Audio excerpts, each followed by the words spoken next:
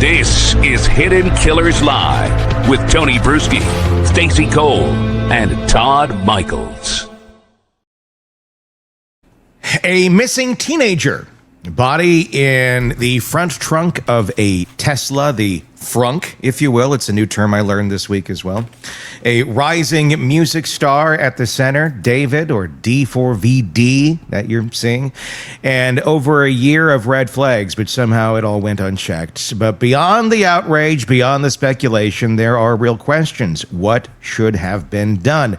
And what still can be done? And what makes sense in this case? They found her body in the frunk of the Tesla.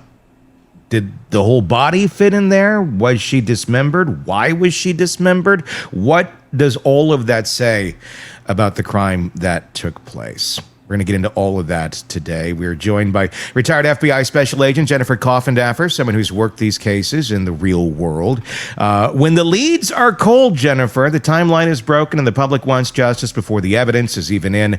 What does a case like this look like through federal eyes? And what's the risk when the clock keeps ticking and still no one's been charged yet? Well, the clock's ticking, Tony, because they don't have the answers. I think that possibly that Tesla information, the Sentry mode that you can put a Tesla in, maybe was disabled. It seems to me if they had absolute evidence of who put her in that trunk, that would be at least one charge that could be charged. But they haven't charged anything. So were the cameras disabled, or were the people who did that, or person who did that, covered in black like a Brian Koberger, and they can't make him out and they don't have big eyebrows? Educate us a little bit. You have a Tesla, and you even did an experiment. We'll talk about that in a few minutes here. But for those of us who don't, which is a good chunk of the population, Sentry mode on the car, and what does that mean, and what sort of features are on this vehicle that as we're looking at it, and we know it's the car of the future, and it has a gazillion safety features beyond most vehicles. What other pieces can this car give us, and what might it not give us if the user itself decided, I don't want to be caught? Well, what's interesting with the Tesla is it's really a computer on wheels, and I mean that very seriously, not figuratively. There's a large computer screen, and in fact, that is where your owner's manual even is, and you're able to engage certain items that you want or don't want. Everything is controlled by your phone. Mm-hmm. So if you want to open the door, if you want to open the trunk, if you want to do anything with the vehicle, you do it by your phone, and it alerts you if you have it set to that. Now, there's up to 9 cameras on this car, and if you have it set to Sentry mode, meaning the mode that keeps that car safe, people who touch it, go around it, you're going to get photos of all of that. But it takes literally your fingertip to disable that. And if that was disabled on this car, nobody's going to see anything because there's not going to be any cameras in there. And I guess one of the questions I would have right now would be, okay, it's not necessarily sending notification. We don't know the answer to this question, but if they disabled it, is that, and I don't know if you know the answers or not, is that disabling just the notifications to a phone, or is that disabling the infrastructure of the vehicle to actually collect that data? Because I'm wondering if, deep within the confines of the car, within its computer systems, if some of that data exists, but is just not out there as it would be if you had selected, yes, please send me those notifications. So there's actually 2 parts to that. So there's a notification that you can enable or disable. As an example, I have mine disabled, but you can enable the Sentry mode, which I have mine enabled, so that the camera is working, everything is monitored in terms of anybody touching that vehicle or being around that vehicle. So they're actually 2 separate commands. But to your question of, if you have your cameras enabled and the Sentry mode turned off, is any of that, taken? I don't think so. It wouldn't make sense to me that if you enable it, it's still working. What I wonder about is maybe the cameras are off, but I do wonder about just basic function of the car. When they get into the vehicle log data, like we've seen in so many cases where, okay, well, it accelerated this way. I mean, look at the Karen Reed case where it took 2 trials to discover, oh, there's this whole other set of data over here we didn't know existed. Something like this, I would think there might be records of, okay, the trunk or the frunk was opened. Things like that. Maybe not as advanced as we'd like it to be, but enough where it's going to tell us the last time that trunk was originally opened, which would tell us when a body was put in the trunk, maybe. And just other little things here, doors opening, the GPS of the vehicle, things like that you typically can't completely disable unless you, I guess, really, really know what you're doing, or maybe just you can't do, period. No, I agree with you. I think that the GPS system, I think whether the doors are opened or closed, whether the trunk is open or closed, the speed at which the vehicle goes, when it stops, I think they're going to be able to track all of that. I don't know that you can disable that. At least I've never tried to disable it, and I don't know that you can. I'll look into that, Tony, later, but I don't think so. I think it's going to record that. So we have the body that is found in the trunk, and it's been reported that the body was dismembered. And I'm not trying to be gruesome here. I've heard various reports on this. I know you have too. What do we know factually at this moment about the state of Celeste's body as found in that vehicle? So I'm going to go back to the genesis, right? The very genesis of the reporting. And that was from the local Los Angeles station. And in that, it's specific. It's very specific. It says the torso and the head. And then there's also a photograph of the bag where the body, the remaining 71 pounds, was. And you can see from that bag, it's not completely full. You can tell there is not a full body in there. That's my interpretation of the photo. Secondarily from that, though, we know that the shush, right, SHH, and then there's 3 dots afterwards on the index finger. We know that that is how she was identified. So for me, there's a lot of questions in terms of was that also in the bag but not discussed? Was that in another part of the vehicle? That seems confusing. But that was our first reporting on it, the body being dismembered. So I guess we can say unconfirmed, kind of speculation at this moment in time, but her whole body is likely not intact. Like there may be another piece of her body elsewhere.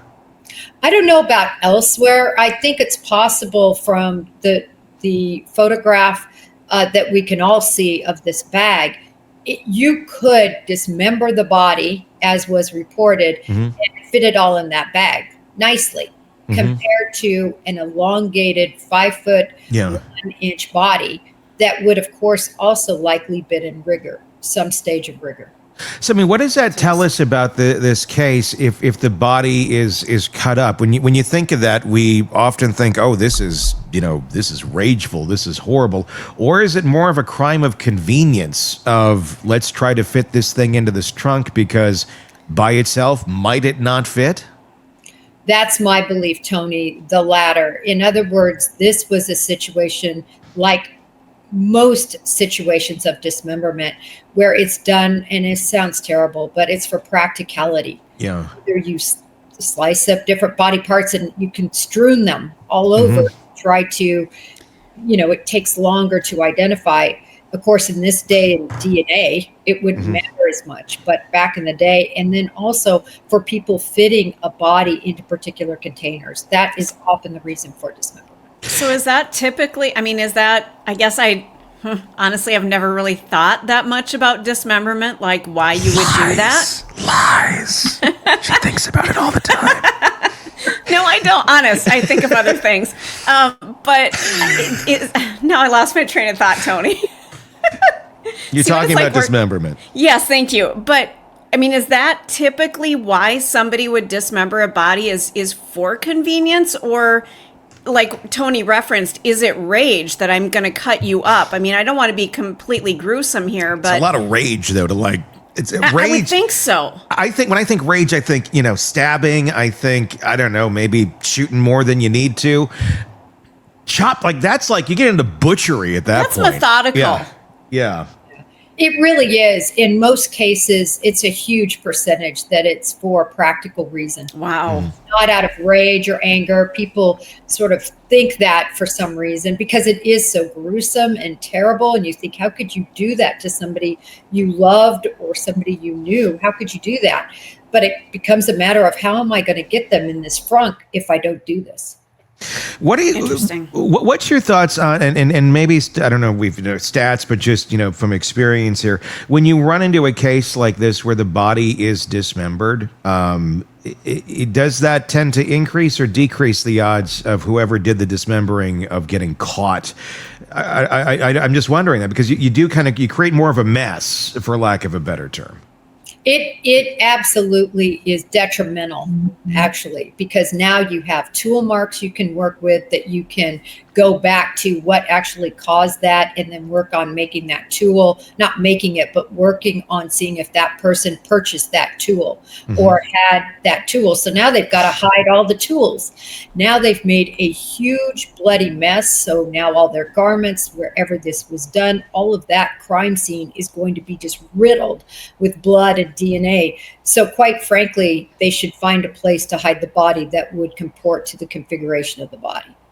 I mean, they were checking the drains of the house that he was renting for $20,000 a month, and I mean, at least that's what some of the reporting was earlier on, of getting into that system and seeing what you never know what you're going to find in the drain. As anyone who's ever gone and gotten a drain snake and stuck it down, you're like, oh, I had no idea all this was living in my drain, and then you throw up into a garbage can, and then throw the drain snake away. At least that's been my experience. It's such a gross. I hate having to do that. Like, they need stronger Drano because that stuff is gross. But they got in there. I mean, they're looking, so they would have. And I'm wondering about that too. People, when they're trying to clean up the crime scene, trying to wash things away, they're going to go to a drain, they're going to go to a shower, they're going to go to a sink, wherever they can find a drain that makes sense. I'm sorry this is getting so gross today, but it's just kind of the nature of what we're talking about. Does bodily remains, fluids, things like that, do they tend to stick around in drains after someone does this? Or did trace materials stand no matter what, no matter how much you try to flush that drain clean with chemicals or whatnot? Absolutely, because of the configuration of that drain that goes down and loops up often. And that's why things get trapped in there. As you so well put, I would love to do a drain experiment, right? We could take any drain apart and we're going to find hair. We're going to find all sorts of gunk and junk there. And Celeste had a huge head of hair. Yeah. And that hair may become very important in terms of if that was trapped, if anything else was trapped on it. In other words, blood on the hair that would have been trapped in the drain. And we'll talk more about the investigation in just a little bit, but I wanted to keep talking about logistics here for a little bit. You decided to do an experiment of your own and try to see, could you fit this body as a whole into the trunk? I saw your tweet about it the other day. I kind of chuckled a little bit, but it's a good idea. And I know you said, sometimes just going back to reality and seeing things in real time, in real space, really opens up your mind. It makes you see things off of paper in ways that you otherwise may not. Tell me about the experiment. What came to your mind? How did you think about doing this? Well, there was this whole, argument going on sort of online, whether she was dismembered or not. And kind of everybody, I think, forgetting about the original reporting that was at least referenced that it was from law enforcement sources. Right. So, and when you go back and look at that, people were just sort of disregarding that. And then they were making all these leaps and saying, oh, well, she might have been dismembered, but it probably happened naturally through the process of her degrading, her body degrading. But then having a Tesla And knowing the size of these frunks, they are nothing like a trunk. They're small. They have a plastic or a polymer, so they're very hard. They don't give, and they're not deep at all. Yeah. And I thought, I'm 5'1", 5'1.5", maybe, almost the exact dimensions of her. Could I fit in a frunk? And this is something that I've done throughout my career. As an example, there was a little 6-year-old missing. And the hypothesis that a lot of people in law enforcement were going with was that he crawled out of the window. Well, the window was raised so high, and of course there was no stool. This was a horrible situation. Yeah. But there was no way I could even hoist myself and crawl through this particular window. It was also sort of boarded. There was no way to fit through there. And then on the other side of it was a fire ant pile, which was undisturbed. So sometimes you just have to go to the crime scene and you have to look at the particular circumstances and see if it's even plausible. And that's what I wanted to do here. I wanted to see if I could even fit in an oversized, gigantic leaf lawn bag. And so I got one. Yeah. And tried to, ask my husband. And again, I'm fully pliable as a live human. A dead human would be in a state of rigor mortis, or at least some stage. At about 2 hours, it sets in where you're stiff. You start stiffening. But nevertheless, he tried to compact me in there. Again, I'm only 5'1", 110-ish, maybe. Yeah. There was no way. He kind of finally, we got my head compacted. Yeah. And then he's 5'10" or so, works out every day.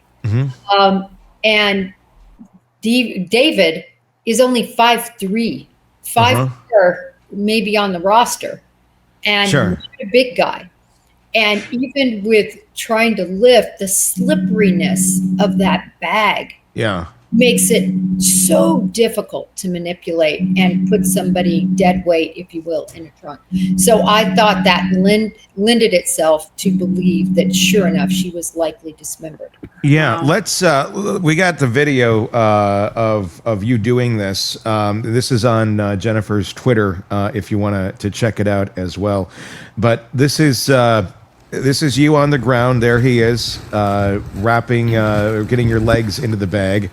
Do you sign a waiver or anything before this with your husband, just to be sure? Like, there's a record of this. It's kind of funny because, of course, neighbors. Right. They're like, but are they surprised by any of this? Of at course, this point? neighbors. No, they're not. I mean, but I was looking around. Yeah. I was waiting for, the call.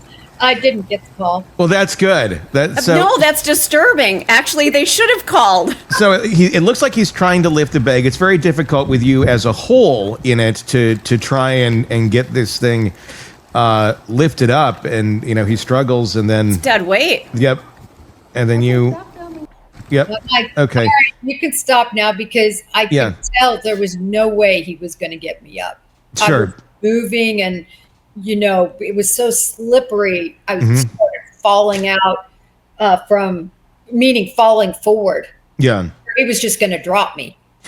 Yeah, I mean, if again, not trying to be morbid here, but it is what it is. If you were in pieces, if there was if you were in thirds or whatever, you could kind of hoist that bag up, a little, it'd be heavy, but it'd be a different way of lifting than this. Let's look at the other one where you do get into the trunk. Let's see how that. Is there? I mean, so you're kind of up there, but again, you're in a hole. It's not like you're just in pieces where you could kind of be pushed down and jammed into that trunk. Obviously, the body was jammed into the trunk, so it was shut. But this really does kind of show if it was a body as a whole, it really wouldn't have likely fit. It is really small. It's really small, and no matter how I did it, whether I went in the fetal position or left to right was the best. And there was more footage of this. I only did this one, but he tried really hard to get me down into there.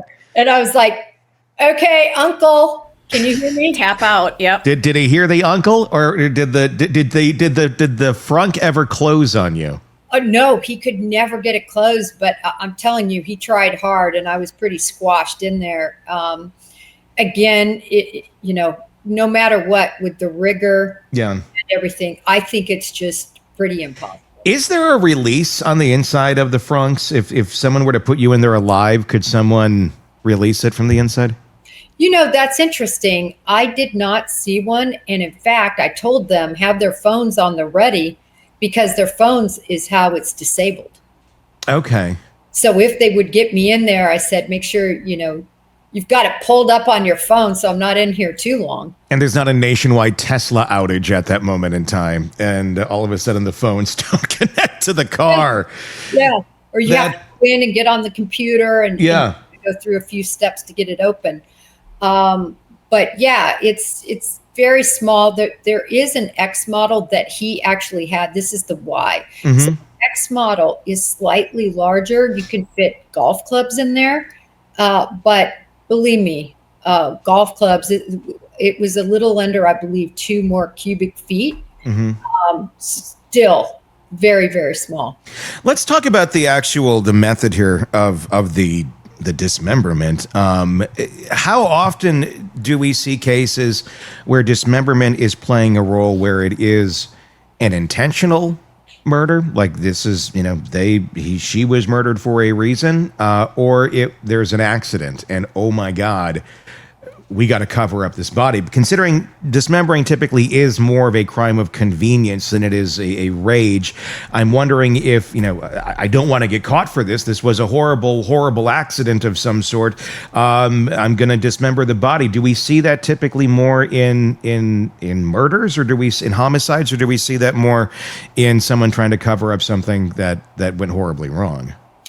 Well, I can think of 2 examples right off the bat. There was a situation in Oklahoma where these guys came in to rob them, and the guy ended up killing the individuals that were going to do the robbery and cut them all up into pieces and threw them in the river. Mm-hmm. So you might say there, well, that was a situation of convenience, as we think about. And then another case that's hugely in the news right now is Brian Walsh. Mm-hmm. Yeah. Brian Walsh did something very similar, I believe, because they have the indicia of this, is cut Anna up so that he could put her in a bag, so that he could incinerate her. I believe she's incinerated and gone. Yeah. Again, that's both a situation that I think was more planned as opposed to one that was not as planned. Let's talk about just the mindset that one would have to be in to do this. I don't know. I think it takes a special individual to be able to butcher a body, basically, another human being. I don't know that this is an ability that everyone necessarily has that they could follow through on this, even if they wanted to. That says something interesting about the character that could do this. We're talking about if, again, David's never been charged with anything. He's maintaining his innocence, all pure speculation. A 20-year-old music artist, and everything I've researched on David, and I've watched several of his interviews, and yeah, he's a fairly macabre artist, but he seems like a fairly sensitive kind of dude. Very on the surface. Yeah, on the surface, yeah.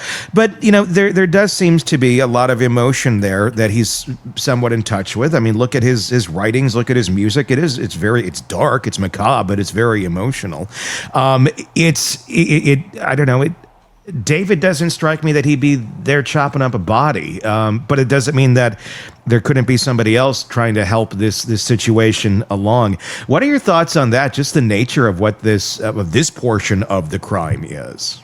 Well, first of all, talking about David again, he hasn't been charged with anything, but I go back to the scene where he's got blood, handprints all over his white shirt, and he's dragging a body. Dead and putting it in the trunk. So let's just say that not a lot of artists and maybe not a lot of people even really imagine doing something like that. Sure. So It Yeah, tells but Jennifer, I don't ever want to put Lady Gaga in this situation, But you're going to. but I'm going to. The woman wore a meat dress at an award ceremony. So, I mean, artists will go to extreme lengths to get attention. So I'm wondering, is this life imitating art or is this his expression? I don't know. I know a lot of artistic people and they will take it to extremes. So I guess I leave that a little bit, I leave a little space for that maybe this is his art form. We may not agree with it, but that's just what he does. I don't know. What are your thoughts on that? Well, I think you bring up a great point. If Celeste wouldn't have been found dead in his trunk. Yes. Okay. All right. Yeah. Okay. There's that. There's that. So for me, that's where we sort of step over the line, I guess, where it's just sort of coincidental. But again, he hasn't been charged with anything. Mm-hmm. Right. When a body is found in a car like this, I want to talk about the investigative end of this. And we're talking about David, D4VD, in case you're like, who's David? I've been reading this and I just see D4VD. That's him. That's the guy we're talking about. Jennifer Coffindaffer, retired FBI special agent, with us discussing all of this. From an investigative angle here, when you got a body found in a car that's been sitting for days, maybe weeks, in the hot California sun, I mean, it becomes an oven as well. So let's add that aspect to it. I think a lot of people are thinking about that part. It's cooking. You're literally, you can cook things probably in there if you really tried. What sort of evidence is going to be most time sensitive here when they're looking at the body itself, the remains of the body? What sort of things, can be found? What sort of things might have been degraded or lost in the time, at least several days, that it was sitting in that vehicle? Well, the number one thing I would do as an investigator in this case is get a anthropologist, a forensic anthropologist on this case, as well as a forensic bug expert. Mm-hmm. And the reason is that immediately upon death, or close to immediately, when you're talking about the space of time being, weeks, bugs begin to form in the body and they start eating the body. That's why a body decomposes. And so that information is going to be critical for a timeline. It's going to be critical for trying to understand the cause of death, I believe, as well. In other words, how long was she in that trunk? Mm-hmm. They can start to narrow this down. And then what was the causation? And oftentimes a forensic anthropologist can make headway with a body that's dismembered and severely decomposed like she was. What do you make of just the fact that whoever did this put a body in a trunk on a busy road that this car is going to get attention at some point in time, obviously, and it did. Just the line of thinking of putting this body in this trunk to conceal it. Was this midway through a plan of somebody who didn't have a very good plan of, well, I'm going to park the car here until I figure out the next thing to do, and are too inexperienced in life to realize that cars get towed eventually if they aren't moved? Or was this, I don't know. That part also kind of gets me of like, this is very poor planning, whoever did this. Unless it was intentional, and I'm not figuring that part out quite yet. No, I think these are absolute rookie mistakes. This isn't somebody that's a career, mass murderer or anything like that. I believe this is somebody who it's a crime of passion, or it's a cover-up, mm-hmm. or something less sinister like a drug overdose. And it's absolute panic that set in. What are we going to do with the body? Mm-hmm. And this was a situation of convenience. And they thought, we'll just put this right over here. No one will notice for a while. I also believe they probably planned to move that body, move her, move Celeste, or move that vehicle. And for whatever reason, they never got to it before it was towed. And that's another weird part of that's like, what are you waiting for, I guess? Like, you got the body in the trunk. You need to stop at the house for what? For how many days? Why? What? Yeah, again, rookie mistake, ignorance, young, dumb. I don't know. There's just, it just seems stupid. Celeste, in the timeline, as we were talking about, Celeste was reported missing in April of 2024. And the timeline, as far as we knew, up until like yesterday, as of this recording, was she was missing, completely missing for all of that time up until the time that they found her. But now there is security camera footage that is from, I believe, the neighbors or on their own house. I don't know which camera it is, but it is showing Celeste at her residence, her parents' residence, where she allegedly, where she was reported missing from, about 5 months later at home, yelling at the neighbors who were outside doing karaoke or something. How does that deal with this timeline here? Is it simple enough of, well, she returned home and nobody reported that she returned home? Is that the answer to that question? Well, I think that's the answer, but it begs the question, how many other times did she return home? Yeah. Didn't catch on video. I mean, this whole missing thing now really seems bastardized to me. Yeah, was she missing, I guess is the question. Right. We know she went missing in January and then came back and then was reported missing in April. And that was after being seen on footage by that pawn shop in March. Yeah. Reported in April. And again, the police, there's 11 police reports regarding responses to her house. One of them was on the day she was reported missing, but unrelated to the missing report. So it seems a hot mess for law enforcement. I think all of us can see the timeline is a mess because she didn't want to be found. She didn't want people to know where she was at. And if people knew where she was at, they didn't say anything. And that's a real disturbing part of this whole thing. I mean, she went missing, and I say that in air quotes, but she was in plain sight. She's showing up on live streams with David. It's not exactly like, it's just them and their high school friends. He's a celebrity, and so she's showing up publicly there. There's a lot of places where she's showing up and missing or just not wanting to be at home in her home environment. And there's, I'm going to guess, probably reason for that to some extent. But out there in the public, and not a lot of people asking questions about that term of this person is missing. Why do you think that is? That there wasn't more question? Is this just a lack of people that cared about her in her personal life, I'm wondering? Well, I think that's the really sad part about this whole story is, did anybody really care? When you look at the timeline of David and his tour schedule, which was jam-packed in August, at what point did he wonder, geez, where's my girlfriend? Where's my girl? Yeah. And where's my Tesla? Yeah. The whole thing is really sad. It seems that the parents, they made that missing report, but why didn't they go back and tell law enforcement, hey, listen, we found her because she's at home this September. So it seems to be a real disconnect with who, if anybody, really cared about Celeste. I mean, how really common? It's a sad statement that there is a young woman who has so few people in her life that are coming forward to vouch for her. I mean, it's tragedy, really. How common is it when, someone gave a crap enough to report her missing, so at least there's that. But how often is it when someone is reported missing that the authorities aren't notified when they show back up? And again, at that moment in time, not a high profile thing. She wasn't dead at that moment in time.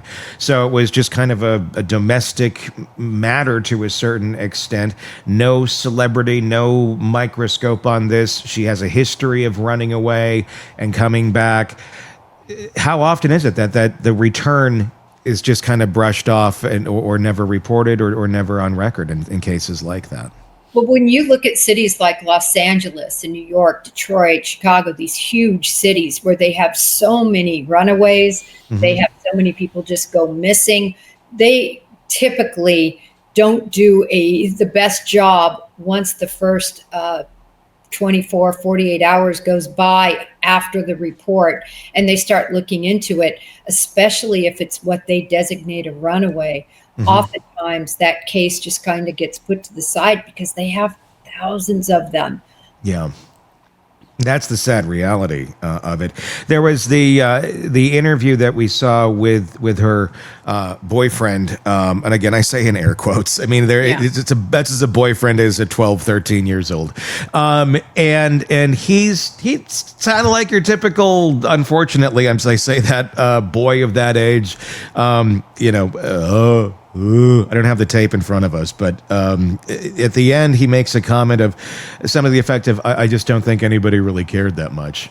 That's like one of her peers saying that. And he seemed rather unfazed by the fact that she went missing. I mean, this is the boyfriend, quote unquote, of that age. That there seems to be a missing element. I'm not trying to insult him. I'm just kind of saying of that group, of that age group, of lacking empathy or care. I don't know. I mean, I remember people dying at that age. I remember having a classmate that died by suicide. I remember there was a kid that went missing too. And we gave a shit. It was like a big deal. It was like, oh my God. I mean, these guys are like, they're excited about it as if like the McRib was back at McDonald's. You're the McRib's back? Yeah, it's gone now. Okay. I mean, it's about that level of care. I guess that kind of just speaks to the world that maybe she was living in, and why she maybe felt that the only place to get attention, or the place that she did get attention, was with a rapper or an R&B artist that she didn't really know initially. I think part of that with this young man was the former boyfriend, was just think how young that would have been. Yeah. 11, 12-year-old, they were boyfriend and girlfriend. Sure. Right? So it's a very young age and probably a very immature, of course, relationship. But nevertheless, to your point, absolutely. I remember there was a kid that was a catcher where I went to school, and he literally was 14. His name was Jay Elliott. He fell over backwards and died right there on the baseball field. Oh, God, yeah.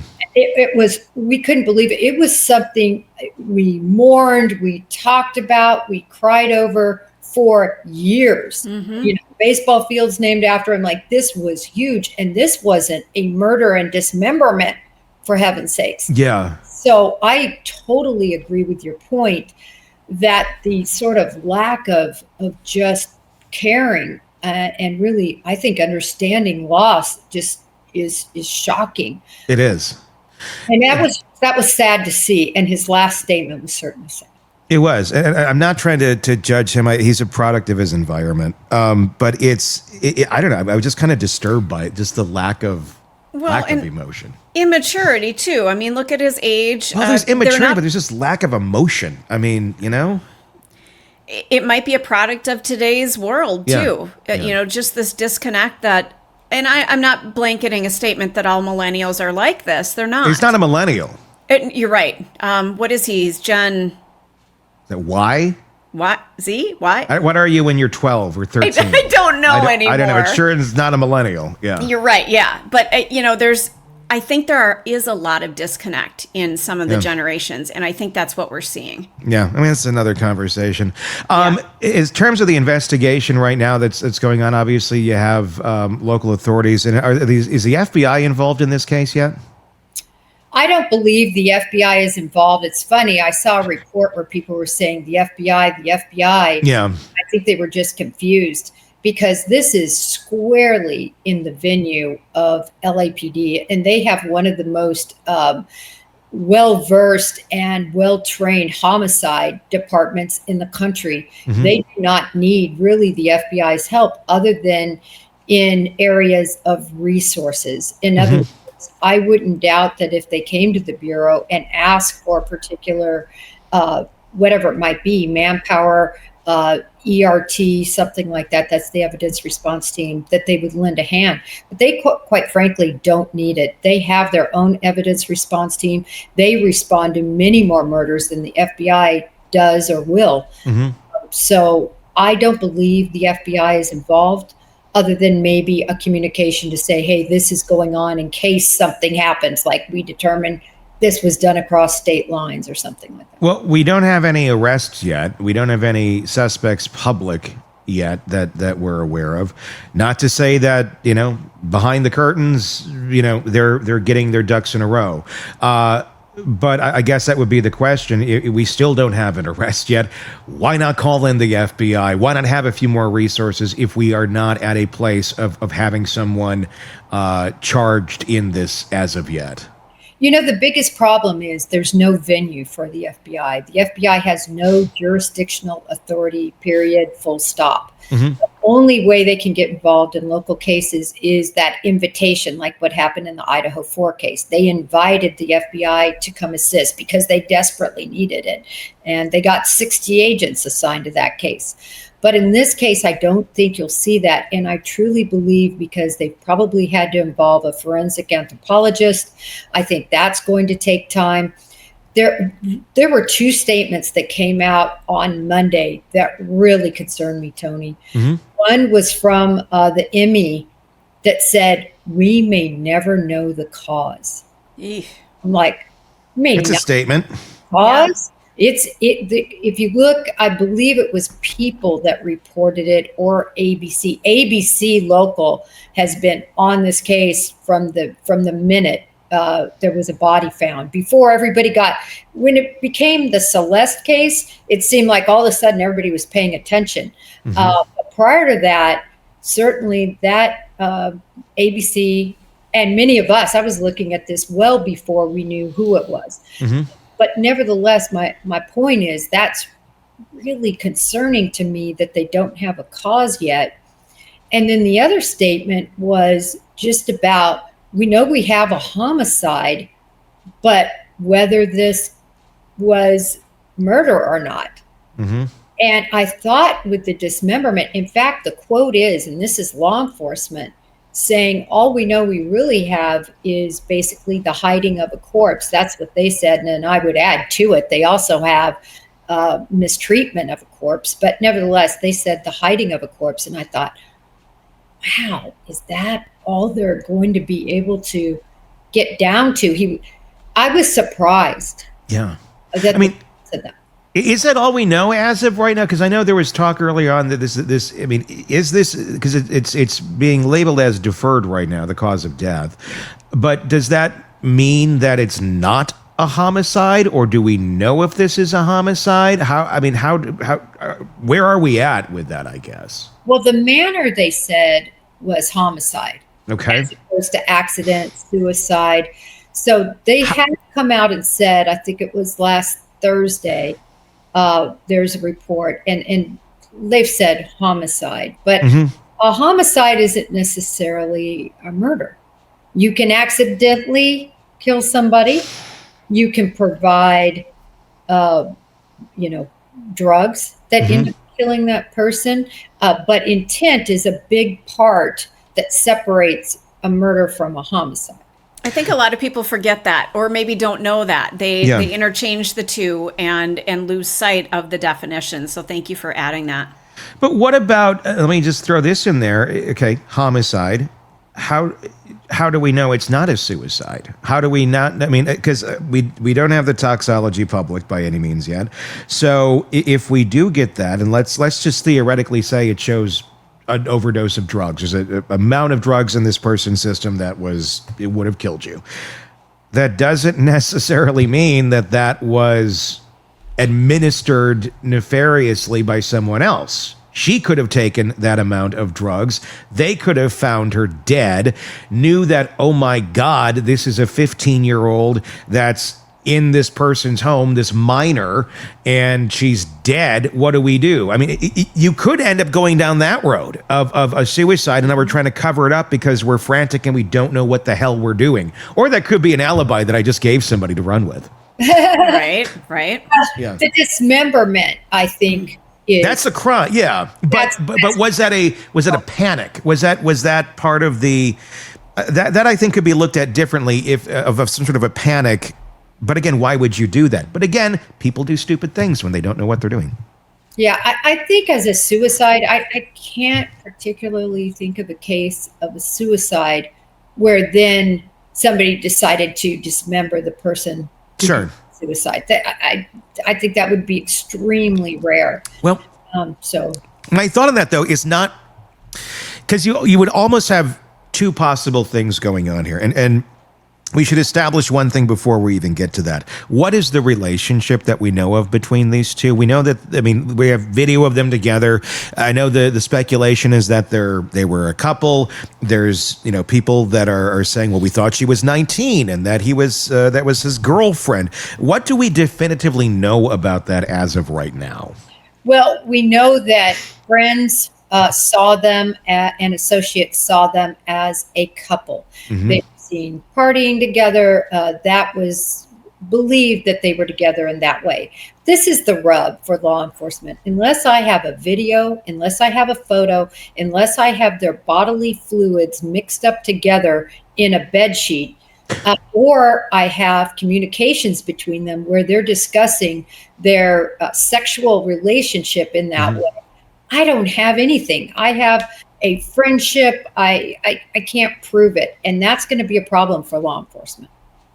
And that seems to be where it's at right now. I mean, a lot of people want to jump to the conclusion here that this is, R. Kelly-ish. And Yeah. I don't know if it is. I don't know if it's not.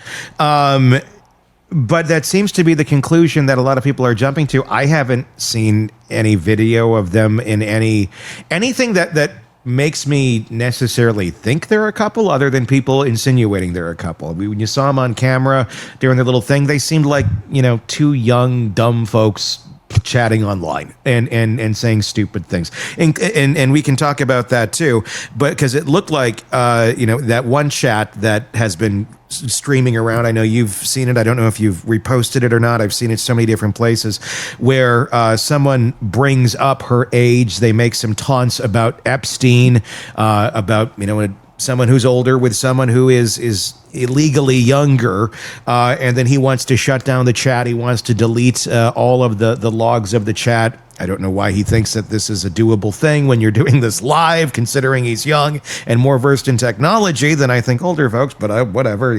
Somebody thought to put a body in a trunk too. I don't know if it was him, but that is the one area that points to concern about the judgment of the outside world and the law, of being on to the fact that she is not of age and he is older. I guess that would make someone, panic the way he did. But it could also be, I don't want people to think that if we're friends, and you wouldn't want anybody to think that, in any way, shape, or form, especially if there's nothing going on. It doesn't completely definitively say to anyone these two were a couple. Right? Yeah, again, Right? yeah. Their But finger. that still doesn't say anything. Right. either. But also, Rihanna has that same tattoo. Yeah. There's a lot of people that do have that. And so does Lindsay Lohan. And I Yeah. agree with that. But they don't have it exactly with the ... the 3 dots after on their index fingers. And I just think that when you start adding a lot of it up, to me, the Hello Kitty stuff is That's so weird.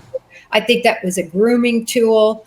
They met purportedly online through Minecraft, I believe, when she was about 12-ish per reports. And so, and he's still carrying on with all this Hello Kitty. We know she loved Hello Kitty. Yeah. I posted a picture of her when she was very young with Hello Kitty. And her parents have said she loved Hello Kitty. And he's 20 years old and he's all over Hello Kitty on the floor. So, or he's her gay friend. Honestly, guys, that's been on my mind on this whole thing. Honestly, it really has. Yeah. And the family, her family, I'm freaked out by that family a little bit. And Jennifer, excuse me for cutting in here, but I'm a big Columbo watcher, so this is where the question comes from. Todd's geeking out. What if somebody wanted to make it look like he did it? What if something happened at home? There was an accident, an overdose, something, and they're like, who can we pin this on? Well, here's a guy that did a video of a body being thrown in a trunk. Again, Columbo-ish, over the top. But I'm starting to wonder about how this is all adding up, because so far nobody's been charged, and it seems like we don't know what's going on. Yeah. I mean, my only response to that would be is David's response. Again, I keep asking, how do you not report the girl that you are supposedly at least have somewhat of a relationship with, you've got tattoos together with, that, hey, she's not been around for a month or so. And then, by the way, where's my $100,000+ Tesla? Where's that at? There's just a lot of things that don't add up, in my view, with his reaction to all of this. I think you got to look at it from the perspective, though, too. This is a 20-year-old. This is someone who was just a teenager who fell into a bunch of money very early on in life, in very formative years. He's basically not having anyone tell him no this is my speculation, for the last several years of his life. He's just kind of living out there, expressing his art with no real guardrails. And I think in that world, of the music world at that age, you got a ton of groupies that are going on. And let's just, I don't know, for lack of a better term, I don't know that she's anything more than a groupie. Obviously underage, but there's, is she anything more than one of many that are coming and going out of his house, whether it be anything sexual or not, just companionship, friends, groupies don't always mean that they're having, sex with the artist. Is it more of that where he really wouldn't notice? And where is your 100,000? Sure. For us, we'd be like, where's my $100,000 Tesla? But I don't know, in that world, in that insulated land that he's been conditioned to believe is reality, I don't know that those sort of same things would stand out to him as they would to us. And look, young people, as we've seen in other cases, they don't do a lot of the common sense things that we would think to do. Look at the Kohberger case, the 911 call that took how long to make, that they decided to choose this other path of how they're going to handle it rather than reach out to authorities. It's not because they had anything to do with the crime. It's how they're thinking, how their process worked. It's different. Look at the boyfriend. Look at that interview. There's a different way of thinking here, and we're applying our filter on how we would do it. I don't know that's how they do it. I want to say this, though. I don't think she was just a groupie. And it's not because of the tattoos, but if you see the video of them, it looks like they're almost at a kitchen table talking. There is a certain, I think, familiarity and closeness that they have just for him to be streaming with her. Mm-hmm. And beyond the shush tattoo, let's talk about the song he wrote called Celeste. Yeah, what do we know about that? Yeah. He didn't end up making it, if you will, but he certainly wrote it. It's unpublished, if you will. But there's a very close and tender lyric throughout that song. And no, I don't think she was a groupie. I think they had a relationship. Mm-hmm. I think it was a sexual relationship, but I don't think that can be proven at this point, at least that certainly we can see. Yeah. There's so many questions into this case as to what exactly, where exactly it was standing and what happened and when. Why do we not have an arrest of David as of yet? Does it mean that they just don't have the evidence to do it, that they are sitting there just as befuddled as all of us on the outside? And I'm not saying he did anything, but that's the question everybody's asking. Why hasn't he been arrested yet? What would the answer to that be? The answer to that is in regard to having a relationship with a minor. As I mentioned, they fall well short without video or writing proof. So that's where that stands. And until they go through everything, and remember, I don't know if you saw this interview, but David says, my world was the internet. My world, my people, my life was the internet and social media. That's what he considers his life. Remember, he was homeschooled. He talks about that. That's where I did my homework. That's my people. I even think he says, my world, my people. So this is not somebody who was out and about, going to beach parties, hanging out, surfing. This was a guy that his whole world was what we have in front of us, and that was a computer. So I think that that's very important. In other words, they've got a lot to pour through to get some of these questions answered. A lot. In digital forensics takes time, and it takes a lot of accomplishment. And that's where I think where the Bureau could really come in if they have help in that area. As far as the murder, we know now as of Monday that they have an issue with causation. They're not able to determine cause. In other words, cause means bludgeoned, strangled, shot, poisoned. They don't have that right now. And they seem to be concerned whether they're going to get that. Until they have causation, there's no way really for them to make the case. So that's the murder case. Now let's move on to, wait a minute, we've got hiding of a corpse. All right. Why can't they prove that? There's cameras all over this Tesla. Who put her in there?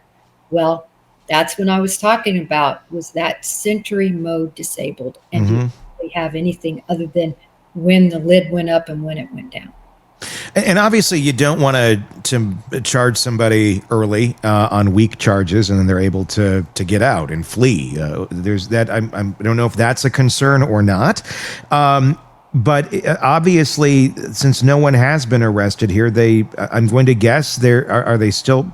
It's not like they're trying to build a federal case here against like someone like a Diddy, which obviously that didn't work out well either. But it needs to be to a certain level before you want to bring the charges, so they're not going to get out. Do you think that's what's going on here? They're just stacking it up, going, okay, when we do go in, if we do go in, this guy's not coming out because we have so much and we already got our eyes on him. We're not worried that he's going to go somewhere. I mean, pure speculation of what could be going on behind the scenes. Sure. When you have a high priority or a high, not priority, a high visibility case like this, everyone is going to be armchair quarterbacking. Eyes are going to be on it. And because of that, you got to get it right the first time. There's no second chances once you charge, and the statute of limitations starts ticking. Remember, that kind of happened with Diddy, right? Yeah. They were held to the fire early, and they had to get everything together. So they don't want that clock to start ticking until they have it all added up. The other thing is, I'm not convinced that there wasn't more than one person involved in this. Yeah. You have a dismemberment and a guy whose life was his computer and the internet. I just don't see him going down to Ace Hardware and ordering up a saw and a hatchet. I just, and the brutality that you talked about earlier, what kind of mentality do you have to have? Was he smart enough to realize, listen, two people can't keep a secret? Yeah. Or did he pick somebody that was willing to keep a secret and they did it together? I'm shocked that somebody wouldn't be talking by now, but man, this is gruesome what they did. And where did they do it? I don't think they did it in that mansion. Can you imagine the amount of blood? I'm a farm girl. We slaughtered pigs, we slaughtered cows, we slaughtered our rabbits, we slaughtered our chicken. I can tell you, it's a very bloody mess. And it's god awful.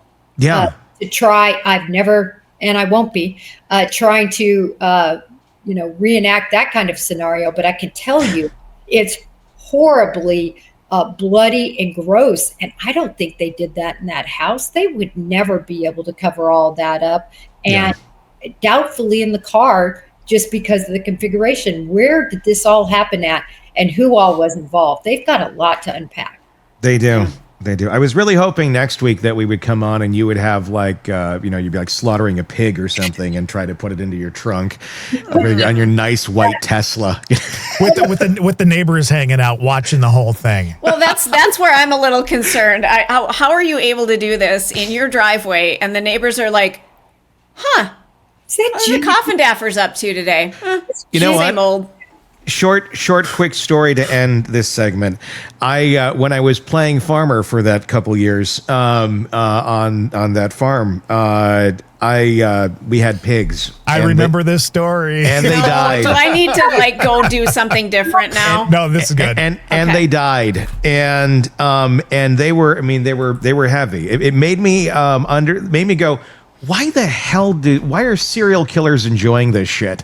Because the smell's horrible, but number two, a dead body, dead weight is so difficult to move around. And I don't have any experience with bodies other than these pigs.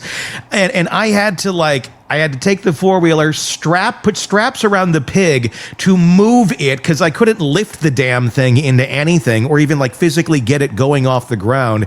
And I was like, Jesus Christ, I have a new respect for serial killers and people who've moved bodies, because this shit is not easy. And I can't imagine anybody going, let's keep doing that.